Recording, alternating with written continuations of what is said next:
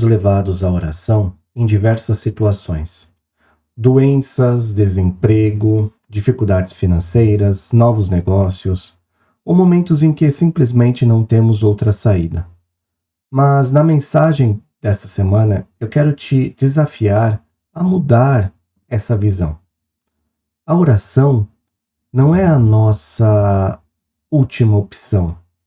Ela deve ser o nosso hábito diário. Um dia não precisaremos mais orar, porque estaremos com Deus face a face. E o hábito que desenvolvemos aqui na Terra de falar com Ele continuará eternamente em comunhão direta. É como quando falamos com alguém pelo telefone. Não vemos o rosto, não percebemos as expressões, os gestos, as reações, mas quando finalmente encontramos essa pessoa, a voz se torna rosto, a conversa ganha presença. É assim com Deus. Quanto mais falamos com Ele, mais o conhecemos. E quando ouvirmos, parecerá que sempre estivermos juntos, presencialmente, face a face. Foi isso que aconteceu com Daniel. Ele tinha um relacionamento constante com Deus. E por isso o anjo Gabriel disse: "Você é muito amado." Daniel 9:23. Daniel era fiel, perseverante e íntimo em oração. E é sobre isso que eu quero refletir com você. Que imitemos Daniel na frequência, na estrutura e fidelidade da sua vida de oração. Vamos dividir a nossa mensagem em duas partes. Oração e arrependimento, versículo 1 a 19 do capítulo 9. Profecia e resposta, capítulo 9, versículo 20 a 27. Antes de olharmos para o exemplo de Daniel, precisamos lembrar o que a Bíblia ensina sobre oração. A oração não é um ritual, é um relacionamento, é uma conversa com Deus, a expressão mais íntima da dependência do cristão ao seu Senhor, ao seu Deus, ao seu Pai. Jesus ensinou que devemos orar sempre e nunca desistir. Lucas 18:1. Paulo nos exorta a orar sem cessar. 1 Tessalonicenses 5:17. Tiago diz que a oração do justo é poderosa e eficaz. Tiago 5:16. E João nos lembra que temos confiança de que, se pedimos algo segundo a vontade de Deus, Ele nos ouve. 1 João 5:14. A oração verdadeira nasce de um coração humilde, que reconhece que Deus é santo e reconhece a sua própria limitação. Ela nos alinha à vontade divina e não ao contrário. Orar é ajustar o coração à frequência de Deus. É nos colocar na posição de quem ouve, de quem espera e de quem confia. Daniel entendeu isso. Sua oração não foi para mudar a vontade de Deus, mas para se submeter a ela.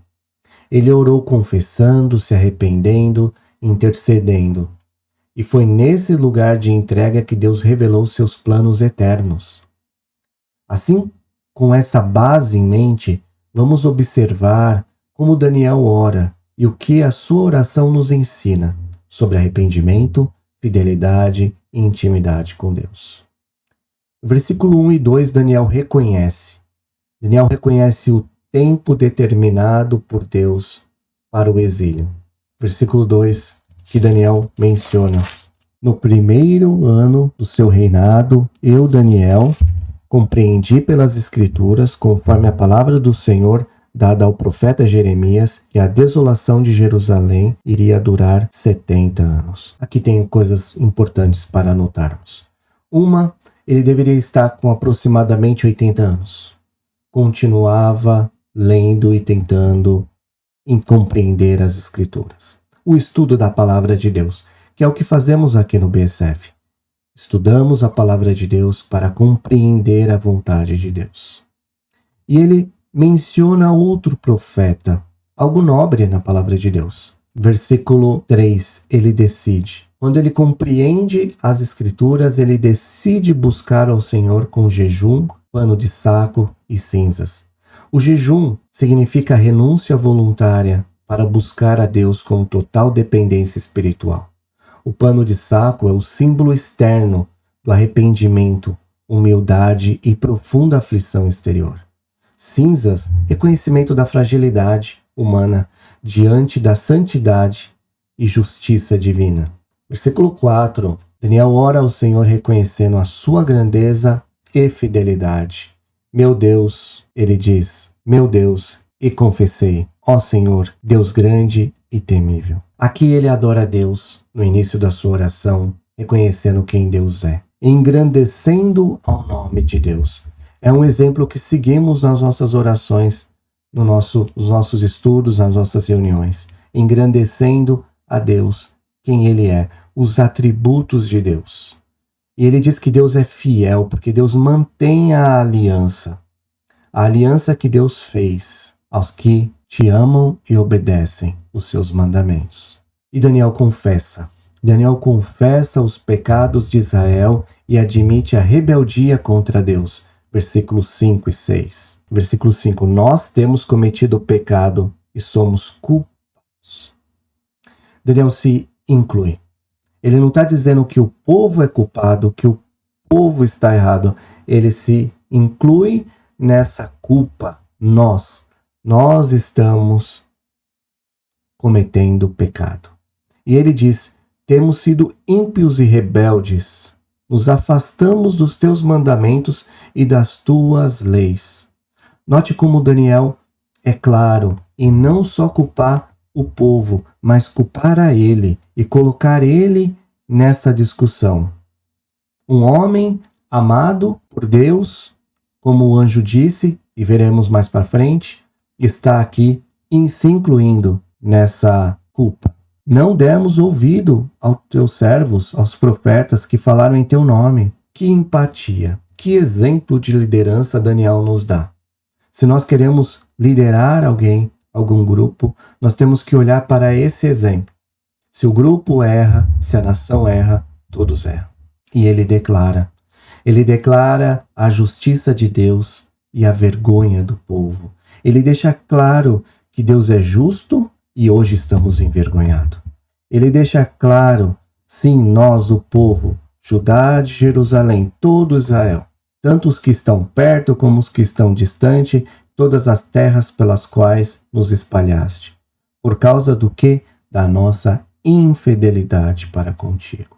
Ó Senhor, nossos reis, nossos líderes e os nossos antepassados estamos envergonhados por termos pecado contra ti. O pecado traz vergonha. O pecado traz uma vergonha como Adão e Eva sentiram no jardim do Éden quando pecaram e se sentiram envergonhados e se esconderam de Deus. O pecado traz uma vergonha. E aqui ele continua nos versículos 9, 10, falando que o Senhor nosso Deus é misericordioso e perdoador. Ele traz outra característica extremamente importante: misericordioso. Deus é misericordioso, apesar do povo ser rebelde. Porque Deus perdoa. Ele exalta um atributo extremamente importante do nosso Senhor. Não te demos ouvido, Senhor, ele diz de novo, nosso Deus, nem obedecemos às leis, os teus mandamentos que ele deu através dos profetas. Daniel está sendo muito claro, continua a reconhecer. Daniel reconhece o cumprimento da maldição da lei de Moisés, dos versículos 11 a 14. Ele traz aqui, todo Israel transgrediu a tua lei e se desviou, recusando a lei de Moisés. Toda essa desgraça nos atingiu. E ainda assim, não temos buscado o favor do Senhor. Não importa a desgraça, o povo continua rebelde, não continua buscando o favor do Senhor, se afastando dele e cometendo maldades. Ele continua dizendo, Versículo 14: o Senhor não hesitou em trazer desgraça sobre nós, pois o Senhor, o nosso Deus, é justo em tudo o que faz. Novamente, ele destaca outro atributo de Deus: justo. Deus traz justiça. E aí o povo não deu atenção, e o povo continuou rebelde. Ele suplica, versículo 15 e 16, pela misericórdia divina sobre Jerusalém e o templo. Ó Senhor nosso Deus, que tiraste o teu povo do Egito com a mão poderosa e que fizeste para ti um nome, que permanece até hoje, nós temos cometido pecado e somos culpados. Ele traz outro atributo, que Deus é Deus, libertador e que tem mão poderosa. E que fizeste para ele um nome que permanece até hoje. Deus tem um nome que está sobre todos os nomes. E ele está destacando aqui, novamente, contrastando a justiça de Deus e a injustiça do povo, incluindo ele. Agora, Senhor, versículo 16, conforme todos os teus feitos justos, afasta de Jerusalém, da tua cidade, do teu santo monte, a tua ira e a tua indignação. Os nossos pecados e as nossas iniquidades de nossos antepassados fizeram de Jerusalém, do teu povo, objeto de zombaria. O povo não estava dando um bom testemunho e ele implora perdão e restauração, não com base na justiça humana, mas na misericórdia de Deus. Versículo 17 a 19, nós vemos Daniel implorando: ouve, nosso Deus, as orações e as súplicas do seu povo, do seu servo. Por amor de ti, Senhor, olha com bondade para o teu santuário abandonado. Ele está pedindo para Deus olhar para a súplica dele por amor do próprio Deus, porque o santuário representa Deus. Inclina teus ouvidos, ó Deus, e ouve. Abre os teus olhos e vê a desolação da cidade. Não te fazemos pedidos por sermos justos, por isso que ele está pedindo. Mas, Senhor, não é porque eu sou justo, não é porque eu mereço, mas é por causa da tua misericórdia. Porque o Senhor é misericordioso. Senhor, ouve, Senhor, perdoa, o Senhor vê e o Senhor age. Aqui está o ápice da oração. Por amor de ti, o Senhor ouve, o Senhor perdoa, o Senhor vê e age por amor do próprio Senhor. Com isso a gente chega ao nosso primeiro princípio. Senhor ouve, Senhor perdoa, Senhor vê e age. Quando Daniel clamou dessa forma, ele mostrou um coração de quem não apenas fala, mas vive a oração. Essas 4 palavras, ouve, perdoa, vê e age, resumem tudo o que precisamos lembrar quando nos colocamos diante de Deus. Que o Senhor nos perdoa, que o Senhor nos ouve, que o Senhor nos perdoa, que o Senhor nos vê e que o Senhor age. Elas revelam que a oração verdadeira está em movimento. É movimento de arrependimento, é ação divina. Não é algo passivo. É algo que nós precisamos da ação de Deus. Mas Daniel não apenas orou, ele construiu, naquele momento, ele constrói uma vida de oração, uma escada de comunhão com Deus. Para ter essa oração nesse nível de intimidade, Daniel conhece Deus. Ele construiu essa vida. Cada passo dessa escada nos ensina algo sobre como viver essa mesma intimidade. Assim como Daniel, vamos subir juntos essa escada espiritual de quem reconhece o controle de Deus, até quem implora com fé pela sua misericórdia. A escada está pautada em alguns verbos.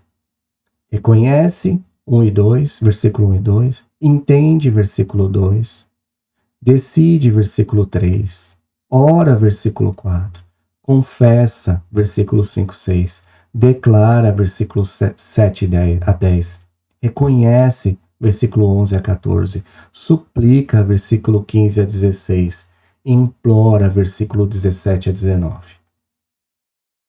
Então, como Daniel, você reconhece que Deus controla o tempo e cumpre cada promessa? Você entende que a palavra revela a vontade e o caráter de Deus? Você decide buscar o Senhor antes de buscar soluções humanas? Você ora para ouvir a Deus, não apenas para pedir algo? Você confessa seus pecados com sinceridade, confiando que Deus restaura o arrependido? Você declara a justiça de Deus mesmo quando não entende os caminhos dele? Você reconhece que o pecado traz consequências, mas que Deus sempre chama ao retorno? Você suplica com o coração e não apenas com palavras? Você implora com fé, crendo que a misericórdia de Deus nunca falha? Daniel orou e o céu se moveu. Enquanto suas palavras ainda estavam em seus lábios, Deus já estava enviando a resposta. A oração sincera de Daniel alcançou o trono de Deus soberano. E quando o céu responde, a resposta nunca é pequena. O anjo Gabriel chega e diz: Deus não apenas ouviu o clamor, ele viu o coração. E a resposta não foi apenas sobre o presente, mas sobre todo o futuro, a redenção, o Messias, o tempo e o fim. Fica isso muito claro no versículo 23. Assim que você começou a orar, houve uma resposta que eu lhe trouxe, porque você é muito amado. Por isso, preste atenção à mensagem para entender a visão. Você é muito amado, Daniel. Você anda comigo. Você é fiel. E que importância tem isso? A fidelidade de Daniel. Nós sabemos que Daniel foi citado pelo profeta Ezequiel, que comparou ele a Noé e a Ló por conta da sua justiça. Versículo 24. 70 semanas estão decretadas para o seu povo e a sua santa cidade, a fim de acabar com a transgressão, dar fim ao pecado, expiar as culpas, trazer justiça eterna, cumprir a visão e a profecia e ungir o Santíssimo. 70 semanas pode representar períodos de 7 anos cada. Então 70 vezes 7, 490 anos. Representa o plano completo de Deus para Israel, abrangendo fim do pecado e a culpa, cumprido na cruz de Cristo, justiça eterna e unção do Santíssimo, com cumprimento pleno no reino futuro. Esse é o plano completo da profecia. Deus encerra o pecado e estabelecerá a justiça definitiva. Daniel 9, 25, versículo 25. Saiba e entenda que a partir da promulgação do decreto que manda restaurar e reconstruir Jerusalém, até que o ungido, o líder, venha, haverá 7 semanas e 62 semanas. Ela será reconstruída com ruas e muros, mas em tempos difíceis. A partir do decreto, refere ao edito para reconstruir Jerusalém. Esse edital, provavelmente dado por Artaxerxes a Neemias, em 445 a.C., isso está em Neemias 2, 1 a 8. Estudaremos o livro de Neemias mais para frente. 7 semanas, 49 anos, período de reconstrução da cidade e do templo. Tempo de Esdras e Neemias. Essa 60 2 semanas, 434 anos, tempo até a vinda do Messias, que totalizando 69 semanas, 483 anos.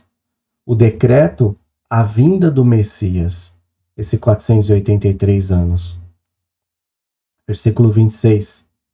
Depois das 62 semanas, o ungido será morto e já não haverá lugar para ele. A cidade e o lugar santo serão destruídos pelo povo do governo que virá. O fim virá como uma inundação, guerras continuarão até o fim e a desolação foram decretadas. O ungido será morto. Muitos teólogos interpretam a morte de Cristo aproximadamente 33 anos depois de Cristo, do nascimento. O povo do governante que virá destruirá a cidade, isso muitos interpretam como romanos sob Tito, destruíram Jerusalém, aproximadamente no ano 70 depois de Cristo. E aí as guerras continuarão até o fim. Esse período intermediário, conhecido como a Era da Igreja, não contado aqui nas profecias, nas 70 semanas, um intervalo profético, em resumo, entre a 69ª semana a 70ª semana, há um intervalo profético, um tempo de graça e salvação aos gentios, que é o período que estamos vivendo, na linha do tempo. Versículo 27 diz: com muitos ele fará uma aliança que durará uma semana. No meio da semana ele fará o fim ao sacrifício e à oferta, e numa ala do templo será colocado sacrilégio terrível, até que chegue sobre ele o fim que lhes está decretado. Uma semana, 7 anos, ele fará um acordo com muitos pactos políticos que trará paz aparente a Israel, que figuram o anticristo. No meio da semana, após 3 anos e meio, rompe o pacto e profana o templo. Seu sacrilégio terrível, referência à abominação da desolação, conforme Mateus 24:15 e 2 Tessalonicenses 2:4. Até que chegue o fim decretado, julgamento final e retorno de Cristo. Parte da profecia que já passou até a morte de Cristo, ela foi cumprida à risca. Exatamente os períodos que Daniel ouviu do anjo foi cumprido à risca. E com isso a gente vai chegar na nossa segunda e última verdade, ou princípio. Deus revela seus planos eternos àqueles que o buscam fielmente. Deus revela seus planos eternos àqueles que o buscam fielmente. Como você pode aprender a reconhecer que a resposta de Deus nem sempre é imediata, mas sempre é perfeita em seu tempo? Note, Daniel estava perguntando do futuro que o povo estava orando e discutindo, perguntando a Deus o futuro do povo nos próximos anos, quando voltariam a Jerusalém.